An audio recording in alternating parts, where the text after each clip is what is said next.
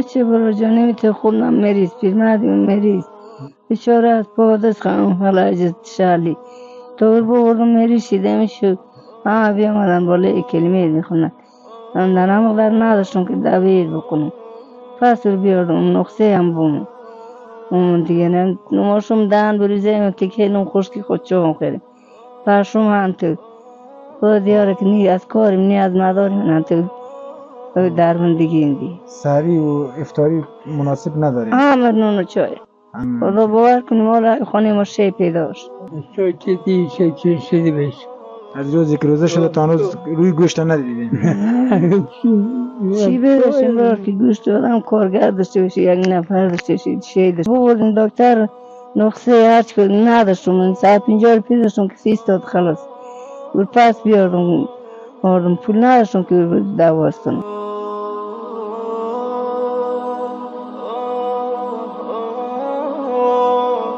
کسایی که کمک برای شما کرده است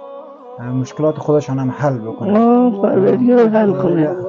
خدا هر مشکلی داره حل کنه آمین آمین پروردگار آخرت و حضرت خوب کنه آمین. انشالله میکنم برو جز چی از این مردم مسکن تره یعنی این خانه آدم که بشینه همه چیزای شخ از مردم آموند